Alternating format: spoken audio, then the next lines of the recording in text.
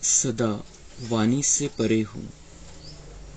मैं आया हूँ तुम बच्चों को उपराम बनाने। अभी तुम सबकी वानप्रस्थ अवस्था है। अब वाणी से परे घर जाना है। ओम शांति। बाप कहते हैं, मैं आया हूँ तुमको घर ले जाने अर्थ। इसलिए इस देह और देह के संबंधों से उपराम होना है। यह तो छीछी दुनिया है। यह भी आत्मा जानती है हमको अब जाना है। बाप आया है पावन बनाने के लिए। फिर से हमको पावन दुनिया में जाना है। यह अंदर में विचार सागर मंथन होना चाहिए और कोई को ऐसा विचार नहीं आएगा। तुम समझते हो हम खुद अपनी दिल से यह शरीर छोड़ अपने घर जाकर फिर नए पवित्र संबंध में नई दुनिया में आएंगे। यह स्मृति भी बहुत थोड़ों को रहती है। बाप कहते हैं, छोटे बड़े बूढ़े आदि सबको वापिस चलना है। फिर नई दुनिया के पावन संबंध में आना है। घड़ी घड़ी बुद्धि में आना चाहिए कि हम अब घर जाने के लिए तैयारी कर रहे हैं। जो करेंगे वो ही साथ चलेंगे। जो अभी ईश्वर अर्थ करते हैं वह जाकर पद्मा पदम पति बनते हैं नई दुनिया में। वह लोग इस पुरानी दुनिया में इनडायरेक्ट करते हैं। समझते हैं ईश्वर इसका फल देंगे। अब आप समझाते हैं वह तुमको अल्पकाल क्षणभंगुर मिलता है। अब मैं आया हूं तुमको राय देता हूं। अभी जो देंगे वह तुमको 21 जन्म के लिए पदम होकर मिलेगा। तुम समझते हो बड़े घर में जाकर जन्म लेंगे। हम तो नारायण अथवा लक्ष्मी बनेंगे। तो फिर इतनी मेहनत करनी चाहिए। सबकी वानप्रस्थ अवस्था है। सबको वापिस जाना है। इसलिए बाप कहते हैं, इस पुरानी दुनिया से बुद्धि योग तोड़ दो। अब तो जाना है अपने घर। फिर जितना वहां ठहरना होगा उतना वहां ठहरेंगे। जितना पीछे पार्ट होगा तो पीछे शरीर धारण कर पार्ट बजाएंगे। बाकी मोक्ष कोई को मिल न सके। वहां रहकर क्या करेंगे? पार्ट तो जरूर बजाना ही है। तुम्हारा पार्ट है शुरू में आने का। तो बाप कहते हैं, बच्चे इस पुरानी दुनिया को भूलते जाओ।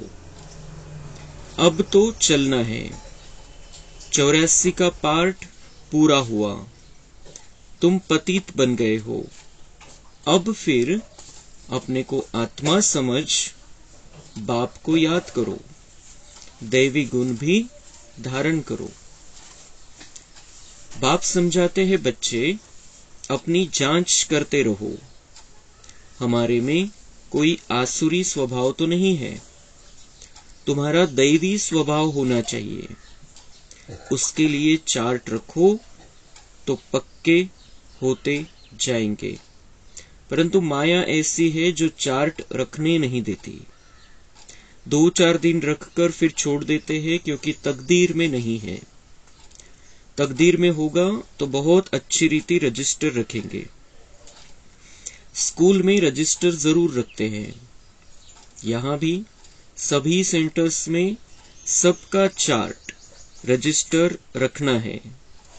फिर देखना है हम रोज जाते हैं, दैवी गुण धारण करते हैं, भाई बहन के संबंध से भी ऊंच जाना है। सिर्फ रूहानी दृष्टि भाई भाई की चाहिए। हम आत्मा है, कोई की क्रिमिनल दृष्टि नहीं। भाई बहन का संबंध भी इसलिए है क्योंकि तुम ब्रह्मा कुमार कुमारिया हो, एक बाप के बच्चे हो। इस संगम युग पर ही भाई बहन के संबंध में रहते हैं, तो विकार की दृष्टि बंद हो जाए। एक बाप को ही याद करना है, वाणी से भी परे जाना है।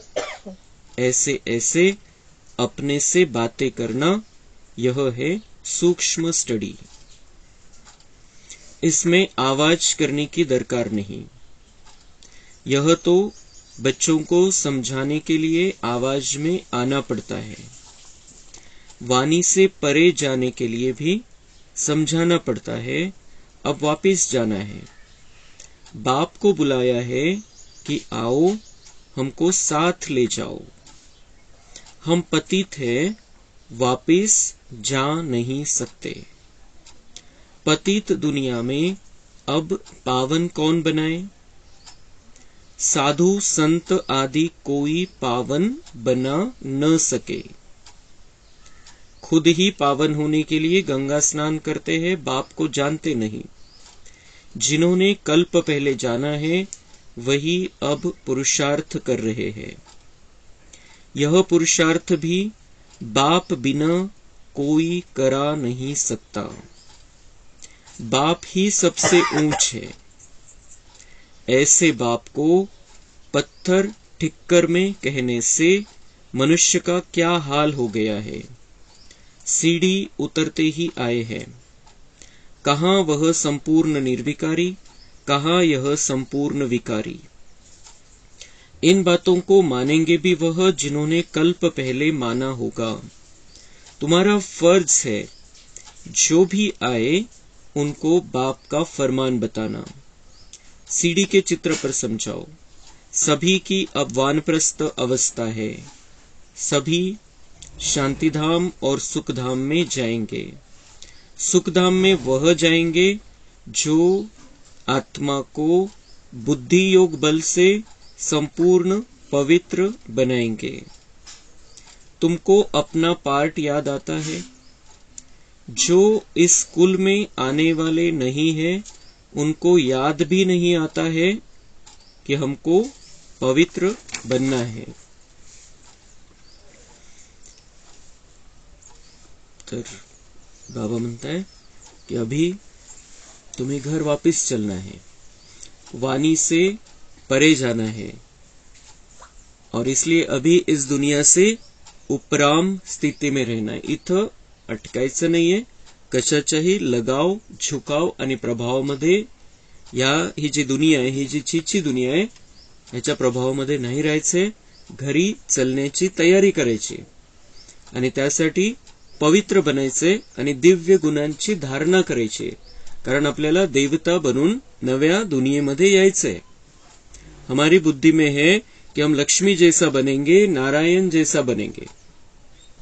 बाकी बाबा म्हणता है जो साधु संत है वो भी खुद भी पावन नहीं बन सकते हैं और तुम्हें भी पावन नहीं बना सकते हैं, क्योंकि बाप को जानते नहीं।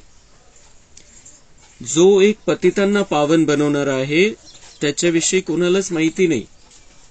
जे कोणी साधू संत या दुनियेमध्ये जे काही शास्त्रामध्ये सांगितलेलं आहे, कोणालाही परमेश्वराचा पत्ता नाहीये। त्यांची एक भावना आहे, त्या भावनेनुसार त्यांचं चाललेलं आहे भक्ती मार्ग। पण नेमकं सत्य जे आहे, तो सत्य कोण आहे, तो सत्यम शिवम सुंदरम कोण आहे, हे कोणालाही माहिती नाहीये, क्लिअर माहिती नाही। आपल्याला आता बाबांनी सगळं सांगितलेलं आहे आणि म्हणून आपण तयारी करतोय। कारण जेव्हा आपल्याला परमधाम मध्ये जायचंय तर कोणत्या पद्धतीने जायचंय, जायचं तर आहे, सगळ्यांना जायचंय, कोणत्या पद्धतीने जायचंय ती पद्धत आपण निवडायची।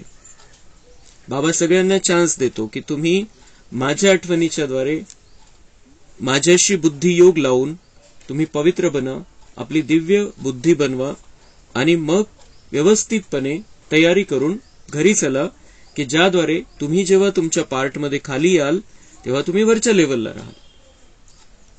अशा प्रकारची तयारी बाबा आपल्याकडून करवून घेतोय. हा अभ्यास आहे. तर हा अभ्यास आपल्या कंटिन्यू आपल्या जीवनामध्ये चालू राहिला पाहिजे. बाबा म्हणते हे सूक्ष्म स्टडी है, खूप बारीकीने याचा अभ्यास करायचा है, चिंतन करायचंय की मैं कौन हूं, मैं कहां से आया हूं, मुझे कहां जाना है. अब बाबा मुझे लेने के लिए आया है, अब मुझे वाणी से परे जाना है. अब मेरी उम्र का सवाल नहीं, सबकी वानप्रस्थ अवस्था है. सगळ्यांना आता त्या वाणीच्या परे, जिथं वाणी नाहीये, जिथं आवाज नाहीये, त्या दुनियेमध्ये जायचंय, पण तिथून खाली यायचंय. बाबा म्हणते ऊपर बैठकर क्या करेंगे. मोक्ष तो किसी को परमानेंट मिल नहीं सकता है, पार्ट में जरूर आना है. हर एक का अपना अपना पार्ट फिक्स है. मोक्ष किसी को भी नहीं मिल सकता है. काल जैन धर्मामध्ये जे आजचे जेवढे काही साधू संत आहे, जेवढे काही महाराज आहे या संपूर्ण पृथ्वीवरती जैन धर्माचे, त्याच्यापैकी ज्यांची सर्वश्रेष्ठ स्थिती होती त्या महाराजांनी शरीर सोडलं. विद्यासागर महाराज त्यांनी शरीर सोडलं. खूप चांगली स्थिती होती, खूप चांगलं त्यांचं शिकवण पण चांगली होती आणि भक्तांना त्यांनी रस्ता पण चांगला दाखवला की कसं वागायचंय, कसं बोलायचंय. तर ज्याच्या त्याच्या परिवर्तनाची गोष्ट आहे. कोणी परिवर्तन होतं, कोणी नाही होत. पण ती लेव्हल त्यांची कुठपर्यंत होती की ते मोक्ष प्राप्त करायच्या इच्छेने त्यांनी सगळं काही केलं. मोक्ष प्राप्त करायच्या इच्छेने म्हणजे त्यांची जी लेव्हल होती ती द्वापर युगामध्ये स्टार्टिंगला येण्याची लेव्हल त्यांची झाली. मोक्ष प्राप्त होईल त्यांना, पण तो किती काळ, 2500 वर्ष नंतर ते खाली येतील. द्वापरच्या सुरुवातीला येतील भले, कारण त्यांची स्थिती खूप चांगली होती या जीवनामध्ये. पण बाबांची आठवण नाही, बाबा माहिती नाही कोण आहे, आणि त्यामुळे ती जी नव्या दुनियेमध्ये यायचंय आणि आपल्याला लक्ष्मीनारायण सारखं बनायचंय आणि राज्य करायचं, इथे येऊन देवता बनून या धर्तीवरती राहायचंय, ह्या त्यांना कोणी सांगितलंच नाही किंवा त्यांनी तसा अभ्यास केला नाही. आपल्या या जीवनामध्ये ते 5 विकारांपासून दूर राहिले, हे तर नक्की आहे. हे तर मान्य करावं लागेल की ते 5 विकारांपासून दूर राहिले या जीवनामध्ये. पण ते जे मागचे जन्म असतील त्यांचे, ते मागच्या जन्मामध्ये जे काही झालेलं आहे ते पापकर्म भस्म होण्यासाठी त्यांचं परमपिता परमात्म्याशी कनेक्शन नव्हतं. आणि म्हणून मग ते मागचे पापकर्मासहित ती आत्मा गेली. इथून भले ते संस्कार घेऊन जातील चांगले, द्वापरमध्ये त्यांच्या स्टार्टिंगला चांगला जन्म होईल, आता इथं अजून काही वर्षासाठी येतील, पण हे संस्कार घेऊन जातील आणि त्या चांगल्या संस्कारामुळे त्यांना द्वापरमध्ये सुरुवातीला येता येईल. पण सतयुग आणि त्रेतायुगामध्ये येऊ शकत नाही, कारण त्यांचं जे मंजिल आहे ती मंजिल जी बुद्धीमध्ये तीच त्यांना क्लिअर कोणीच नाही केली. कोणतेही त्यांच्या पहिले जे गुरु असतील त्यांनी पण आणि कुठल्याही शास्त्रामध्ये पण. आणि जैन धर्मामध्ये पण म्हटलेलं आहे, हमें शिवपथगामी बनना है, शिव के रास्ते पर चलना है, हमें शिवधाम को पाना है. आपने जिस शिवधाम को पाया है उस शिवधाम को हमको पाना है, अशा प्रकारचे शब्द आलेले. पण त्याच्यावर कोणी लक्ष नाही दिलं. तर खूप चांगल्या प्रकारे बाबा आज नेमकं ही मुरली त्यांच्या जाण्याच्या नंतर दुसऱ्या दिवशी आली आहे की मोक्ष में कोई भी आ नहीं सकता है, ऊपर बैठकर क्या करेंगे. आणि त्यांची भावना ही आहे भक्ती मार्गामध्ये की आपल्याला मोक्ष प्राप्त करायचं. मोक्ष प्राप्ती म्हणजे सर्वोच्च प्राप्ती, त्याच्या पुढे काहीच नाही. आणि मग हे सगळे मान्य करतील की त्यांना मोक्ष प्राप्त झाला. पण बाबा म्हणताय कि मोक्ष किसी को भी परमानेंट नहीं मिल सकता है. वो भले ही शांति में रहेंगे कुछ समय, लेकिन नीचे जरूर आना है. ऊपर बैठकर क्या करेंगे. त्यांच्यामध्ये दिव्यता आली, खूप चांगले गुण आले त्यांच्यामध्ये, तर त्याचं त्यांनी स्वतः अनुभव घ्यायला पाहिजे आणि सगळ्यांसाठी त्याचा फायदा झाला पाहिजे. इथून समजा खूप चांगली दिव्यता घेऊन गेले, चांगले दिव्य गुण घेऊन गेले, पण वरती जाऊन बसले, त्याचा काय फायदा आहे. स्वतःसाठी फायदा नाही आणि दुसऱ्यांसाठी फायदा नाही. तो इन बातों पर किसी ने विचार मंथन नहीं किया दुनिया में, भक्ति मार्ग में भी. त्यांना जर बघितलं, त्यांचं जर ते जे गेले काल त्यांनी शरीर सोडलं, खूप चांगली त्यांची स्थिती होती, त्यांचा फोटो बघितला, ते खूप चांगलं, सगळं चांगलं होतं. आपले पंतप्रधान सुद्धा त्यांच्या दर्शनासाठी गेले होते स्पेशल. खूप चांगली स्थिती होती, पण तयारी पुढची नाही झाली. दिव्य गुणांची धारणा नाही, पवित्रतेची ती जी लेवल आहे लक्ष्मीनारायणची ती धारणा नाही. थोडंसं बाबांना समजून घेतलं असतं तर त्यांची लेवल खूप पुढची होऊ शकली असती, पर ड्रामा में जिसका उसका पार्ट नोंदा हुआ है. आपण ही शुभ भावना ठेवायची आहे की ते द्वापरपासून लोकांना येऊन चांगला रस्ता दाखवतील पुन्हा, कमीत कमी, कारण तो पण पार्ट जरूरी है. लेकिन हमारे जितना उनका भाग्य नहीं है. हम तैयारी कर रहे हैं स्वयं देवी देवता बनने की, इस दुनिया पर राज करने की. तो बाबा ने आज वही समझाया है कि तुम्हें सबको वाणी से परे जाना है, लेकिन नीचे आना है, उसकी तैयारी करो. वो तो तैयारी करनी ही है कि हमें पाप से मुक्त होकर जाना है, लेकिन नीचे आकर देवता बनकर जीवन जीना है, तो उसकी तैयारी करो. और उसके लिए अपनी अपनी अपनी जो आत्मिक स्थिति में रहना है, आत्मिक दृष्टि वृत्ति अपनी बनानी है, अपना रजिस्टर रखना है कि मैं रोज स्टडी करता हूं, क्या मैं रोज मुरली जाकर सुनता हूं, क्या मेरे में दिव्य गुणों की धारणा हुई है, मेरे में क्या कमी है.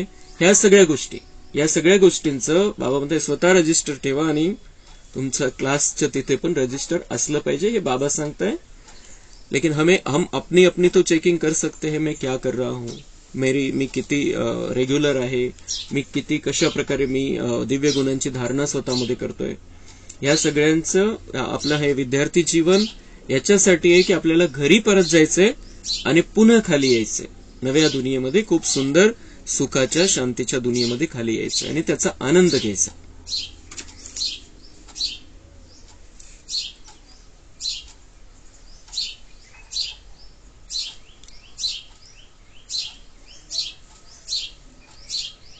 यज्ञ का जो मिले वह मीठा समझकर खाना चाहिए. जबान ललचायमान नहीं करनी है. योग भी चाहिए. योग नहीं होगा तो कहेंगे फलानी चीज खानी चाहिए, नहीं तो बीमार पड़ जाएंगे. बुद्धि में रहना चाहिए, हम आए हैं देवता बनने के लिए.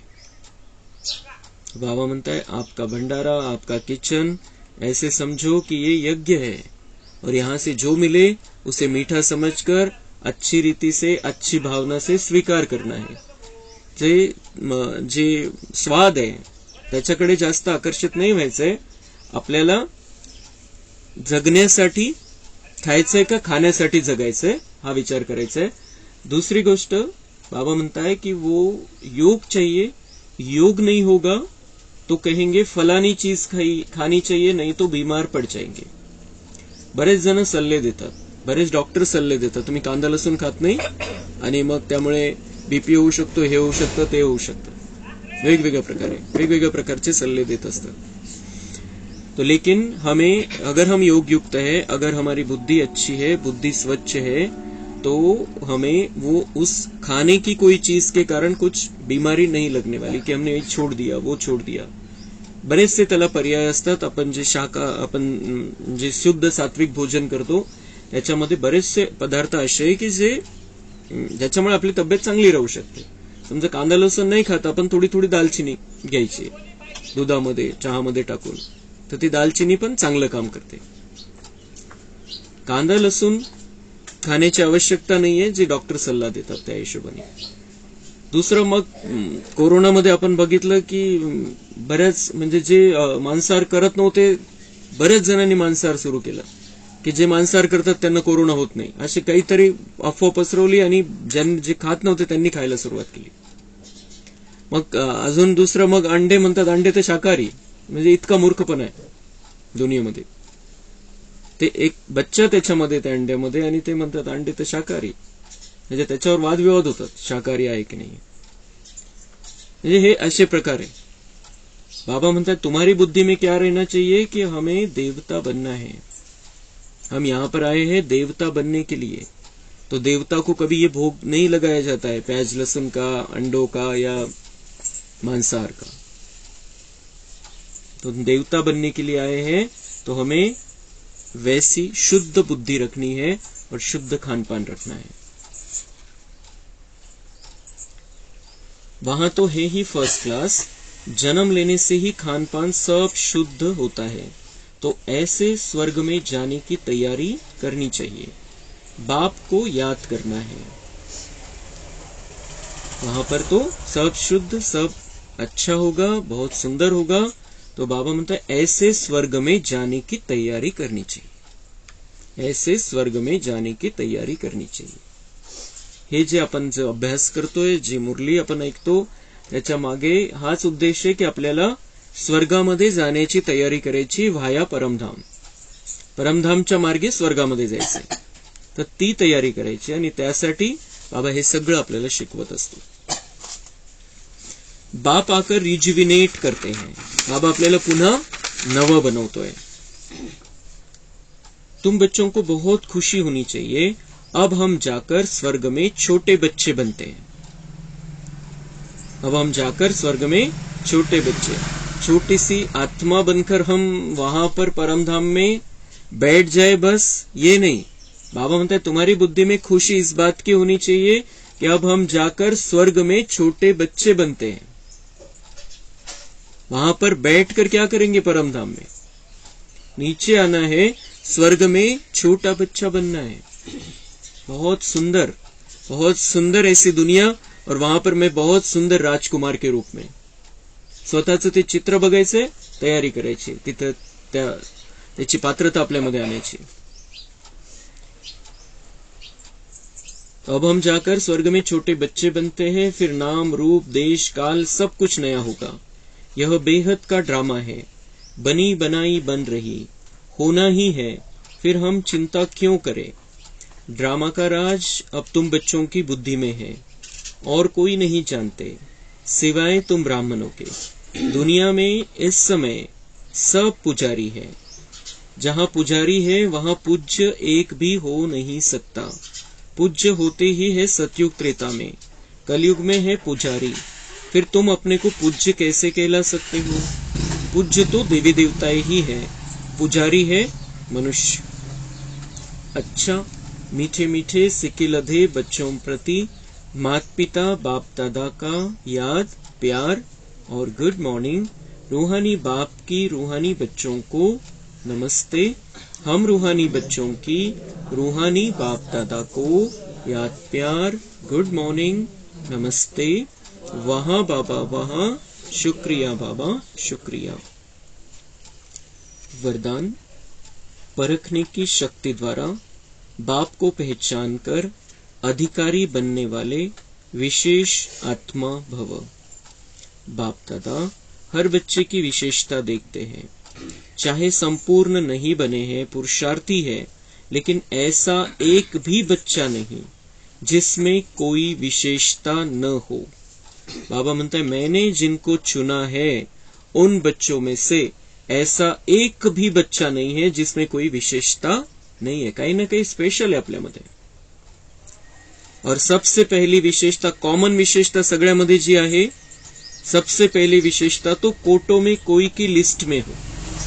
करोड़ों मध्ये कोणी आत्मा आहे आपण, ही तर सगळ्यात मोठी विशेषता आहे. बाप को पहचान कर मेरा बाबा कहना और अधिकारी बनना, ये भी बुद्धि की विशेषता है, परखने की शक्ति है. बाप को पहचान कर मेरा बाबा कहना और अधिकारी बनना, ये भी बुद्धि की विशेषता है, परखने की शक्ति. गुप्त रूप में आए हुए बाबा को पहचानना, उसको मेरा बाबा कहना, ये परखने की शक्ति हमारे अंदर है. जो बड़े बड़े साधु संत बैठे हैं, जो बड़े बड़े पदों पर है, जो बहुत पैसे वाले हैं, जो उसी मस्ती में रहते हैं, उनका ये भाग्य नहीं है, उनमें ये विशेषता नहीं है, उन्होंने भगवान को नहीं पहचाना. आता ज्या गुरूंनी काल शरीर सोडलं त्यांच्यापर्यंतही संदेश गेला असेल, पर उन्होंने भी मेरा बाबा नहीं कहा बाबा को. लेकिन हम बहुत साधारण आत्माएं हैं, साधारण रूप से बैठे हैं, लेकिन हमारे अंदर वो कैपेसिटी, वो क्षमता है, जो गुप्त रूप में आए हुए भगवान को हम पहचानते हैं और उसके शब्द, उसके महावाक्य सुनते हैं. ज्ञान अमृत हम ले रहे हैं, अमृत पान कर रहे हैं, और इस अमृत पान के परिणाम स्वरूप हम खुद देवी देवता बनने वाले हैं. हम देवी देवताओं पर राज करने वाले हैं. हम उस नई सुंदर दुनिया के भाग्य का अपने लिए निर्माण कर रहे हैं, नई दुनिया सबके लिए निर्माण कर रहे हैं. कितनी बड़ी विशेषता है ये. बाबा म्हणतात असं, त्यामुळे ही विशेषता तर प्रत्येकामध्ये आहे, नाही कुठली असली तरी ही खूप मोठी विशेष गोष्ट आहे. की आपण बाबांना ओळखलंय, बाकीच्यांचे ऐकण्याची इच्छा होत नाही, इथं येण्याची इच्छा होत नाही, कितना भी समझाओ उनकी बुद्धी के बाहर है, वो नाही, हा ठीक आहे चाललेलं आहे तुमचं, या भावनेमध्ये ते राहतात, असेल अशा भावनेमध्ये राहतात. लेकिन हम जाकर देखे, हम सुने, हम समझे क्या बात है, वो देखे तो सही, ती कैपेसिटी नहीं है. इसलिए बाबा कह रहे हैं कि जो मेरे बने हैं, जो मेरे पास आते हैं, इसका मतलब वो विशेष बच्चा है, उसके अंदर विशेष शक्ति है परखने की. तो इस श्रेष्ठ शक्ती ने ही विशेष आत्मा बना दिया. ही जी परखण्याची शक्ती, आपण जे बाबांना ओळखलेले, बाबांना तुम्ही स्पेशल बनले, तुम्ही स्पेशल आत्मा है. स्लोगन, श्रेष्ठ भाग्य की रेखा खींचने का कलम है श्रेष्ठ कर्म, इसलिए जितना चाहे उतना भाग्य बना लो. श्रेष्ठ भाग्य की रेखा खींचने का कलम है श्रेष्ठ कर्म. श्रेष्ठ कर्म करणं बाबा आपल्याला शिकवतो, आणि श्रेष्ठ कर्म करणं दुनियावाले पण शिकवतात. पण हे श्रेष्ठ कर्म म्हणजे स्वतःला आत्मा समजून परमात्म्याच्या आठवणीमध्ये या दुनियेच्या कल्याणासाठी आपल्या स्वतःला त्या राजधानीमध्ये घेऊन जाण्यासाठी जे कर्म आपण करतो ते श्रेष्ठ कर्म. आणि ते कर्म काय करायचे, कोणते करायचे, कसे करायचे, हे बाबा आपल्याला शिकवतो. आणि मग बाबा म्हणता, इसलिए जितना चाहे उतना भाग्य बना लो. जितना श्रेष्ठ कर्म कर सकते उतने करो, और जितना चाहे उतना अपना भाग्य बना लो. आपके हाथ में ये श्रेष्ठ कर्म की कलम मैंने दी, श्रेष्ठ कर्म करो और श्रेष्ठ भाग्य बना लो.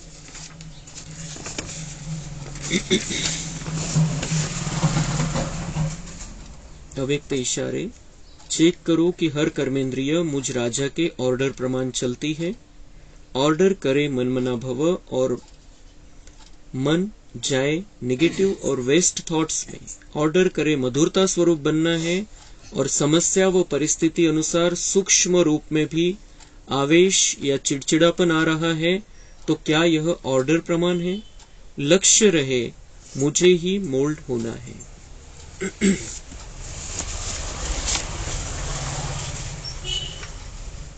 कहाणी बघू आपण थोडीशी, महत्वाचा पार्ट आहे.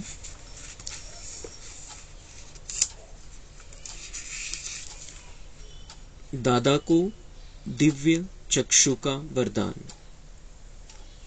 एक दिन ऐसा आया कि जब वे मुंबई में बबुलनाथ के मंदिर में सामने वाले अपने घर के विशाल आंगन में हो रहे सत्संग में बैठे थे, तो उन्हें एक निराला ही आंतरिक अनुभव होने लगा.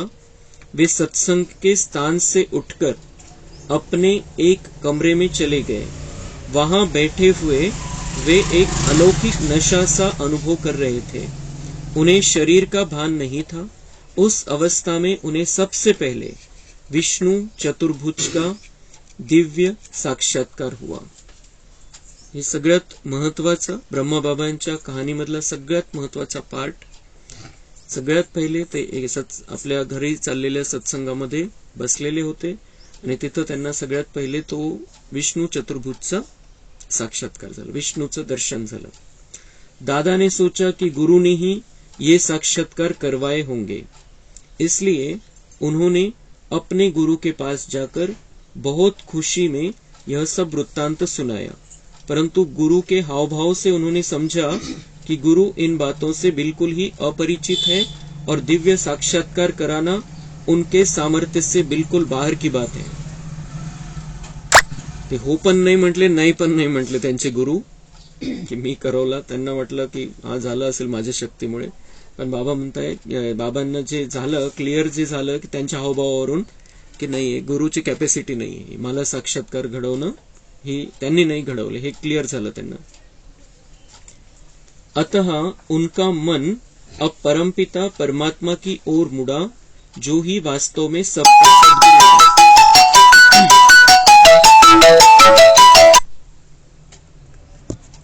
दादा के मन में निश्चय हुआ कि दिव्य दृष्टि और दिव्य बुद्धि के दाता केवल परमात्मा है, और उन एक ही को सच्चा गुरु मानना चाहिए. उन्हें महसूस हुआ कि परमपिता परमात्मा ही ने उन्हें दिव्य चक्षु रूपी वरदान दिया है. त्यांना हे क्लिअर झालं की कोणती परमात्मा शक्ती आहे, त्यांनी मला दिव्य चक्षुद्वारे, दिव्य नेत्राच्या द्वारे मला हा साक्षात्कार घडवलेला है। मग ज्योतिर्लिंगम शिव का तथा कलयुगी सृष्टि के महाविनाश का दिव्य साक्षात्कार। कुछ समय के बाद दादा वाराणसी में चले गए। वहां वे अपने एक मित्र की वाटिका में बैठकर मनन किया करते थे। वहां एकांत में बैठकर जब वे प्रभु चिंतन करते तो उन्हें नित्य नए अनुभव और कई दिव्य साक्षात्कार हुआ करते। तब वे अपने घर में जो पत्र लिखा करते थे उसमें यह बात स्पष्ट मालूम होती थी। ब्रह्मा कुमारी ब्रजेंद्रा जी, दादा की लौकिक पुत्रवधू, कहती थी की तब दादा ने एक पत्र में लिखा। त्यांना वेगवेगळ्या प्रकारचे अनुभव व्हायला लागले होते वाराणसीमध्ये। त्यांच्या मित्राच्या घरी गेल्यानंतर ते एकांतामध्ये बसायचे आणि वेगवेगळ्या प्रकारचे अनुभव। तर त्यांनी घरी जे पत्र लिहिलं त्याच्यापैकी एक पत्र, खजाना बहुत है, पा रहा हूं, पा रहा हूं, एका पत्रामध्ये लिहिलं। दुसऱ्या पत्रामध्ये लिहिलं, चाबी मिल गई, पा लिया, पा लिया। खूप मोठी प्राप्ती होती हा त्यांना अनुभव होत होता। काहीतरी भेटतंय मला, काहीतरी ईश्वरीय दिव्य शक्ति मला काहीतरी देती है। इस प्रकार के 5 पत्र दादा ने हम लोगों को लिखे थे। उन्हीं दिनों दादा को अनेक अलौकिक अनुभव हुए और उस स्थिति में दादा ने लिखा कि पा लिया जो था कि पाना और क्या बाकी रहा। साक्षात्कार आणि त्या स्थितीमध्ये त्यांना जे अनुभव येत होते तर त्यांचं ही भावना झाली की जो पाना था पा लिया। अजून पुढचं ज्ञान तर प्राप्त व्हायचं होतं, पण जे साक्षात्कार झाले, ते जे दिसलं त्यांना, त्याचे दिव्य दृष्टीने बाबांनी स्पष्ट केलं, तो उस हिसाब से पा लिया जो पाना था। तर हे बाबांचं त्यांच्यामध्ये डायरेक्ट प्रवेश होण्याच्या आधीचं हे वर्णन आहे। एक दिन दादा को निराकार ज्योतिर्लिंगम शिव परमात्मा का साक्षात्कार हुआ तथा कलयुगी सृष्टि के महाविनाश का साक्षात्कार भी हुआ। दादा ने देखा कि बहुत ही भयंकर बम बनाए गए हैं। उनके विस्फोट से असह्य अग्नि निकल रही है। उन्हें आभास हुआ कि 5000 वर्ष पहले महाभारत युद्ध में जिन अस्त्रों का प्रयोग हुआ था और जिन्हें महाभारत ग्रंथ में अग्निबाण, ब्रह्मास्त्र और मुसल कहा गया है, ये वही अस्त्र शस्त्र है और इन्हों द्वारा अमेरिका तथा युरोपवासी लोगों का महाविनाश हो रहा है। त्यावेळेलाच हे दाखवलं त्यांना बाबांनी की मोठे मोठे बॉम्ब्स बनलेले आणि जे महाभारतामध्ये वर्णन आलेले ते हेच आहे। आणि याद्वारे कशाचा, भारताचा नाही, काय दाखवलं, अमेरिका आणि युरोपवासी लोकांचा महाविनाश त्या बॉम्ब्सच्या द्वारे। दादा को जिन दिनों यह साक्षात्कार हुआ उन दिनों अभी अमेरिका ने एटम और हाइड्रोजन बम हिरोशिमा और नागासाकी पर नहीं फेंके थे, बल्कि तब वैज्ञानिक लोग प्रयोगशाला में ही उन पर प्रयोग कर रहे थे। ज्यावेळेला हे साक्षात्कार झाले त्यावेळेला अणुबॉम्ब बनला नव्हता। हे 1936च्या आसपासची गोष्ट आहे आणि पहिला अणुबॉम्ब टाकला गेला हिरोशिमा आणि नागासाकी वरती 1939 मध्ये आणि त्यावेळेला तो बनलेला नव्हता, प्रयोग चालू होते त्याच्यावर। त्याने बाबांना, शिवबाबांनी सगळे साक्षात्कार करवले की असे असे बॉम्ब्स बनणार आहे आणि महाविनाश होणार आहे। तब रूस और अमेरिका आपस में मित्र राष्ट्र थे और जर्मनी तथा जापान के विरुद्ध उनका संयुक्त मोर्चा था। रशिया आणि अमेरिका त्यावेळेला आपसामध्ये त्यांची मित्रता होती। तब दादा को परमपिता परमात्मा ने दिव्य चक्षु देकर यह अग्रिम साक्षात्कार कराए थे कि आगे चलकर ये दोनों देश एक दूसरे के शत्रु बन जाएंगे और एक विश्व युद्ध होगा जो कि अंतिम होगा। हे त्यावेळेलाच बाबांनी सांगितलं आणि आज अमेरिका आणि रशिया एकमेकांच्या कंप्लीट विरुद्ध आहे आणि सगळ्यात मोठी शक्ती आहे समजा ती, आणि ते कंप्लीट, आणि त्यावेळेला ते मित्र होते ज्यावेळेला बाबांना हे साक्षात्कार झाले आणि त्यावेळेलाच बाबांनी हे सांगितलं त्यांना की हे या एकमेकांच्या विरुद्ध होतील, शत्रू बनतील आणि नंतर जे मोठं महायुद्ध होईल, तिसरं महायुद्ध होईल, त्याच्यामध्ये या धरतीचा विनाश होऊन जाईल। वो एक दूसरे के शत्रु बन जाएंगे और एक विश्व युद्ध होगा जो कि अंतिम होगा। उसमें इन अस्त्रों शस्त्रों के प्रयोग से बहुत ही थोड़े से समय में एक अग्नि ज्वाला में भारत से बाहर दूसरे देशों में एक महाविनाश हो जाएगा। भारताच्या बाहेर हे तिसऱ्या महायुद्धाचा सगळा परिणाम होणार आहे, अणुबॉम्बचा परिणाम होणार आहे। दादा ने गीता प्रसिद्ध अर्जुन की भांति यह भी साक्षात्कार किया कि सृष्टि में महाविनाश होने के परिणाम स्वरूप करोड़ों आत्माएं परमधाम को वैसे ही लौट रही है जैसे पतंगे आकाश की ओर लपकते हैं. आत्मा परमधाममध्ये कसे जातील हे पण साक्षात्कार त्यांना झाला. दादा ने दिव्य दृष्टि द्वारा भारत में विकराल गृह युद्धों का और प्राकृतिक प्रकोपों का भी अग्रिम साक्षात्कार किया. भारतामध्ये कसं होणार आहे?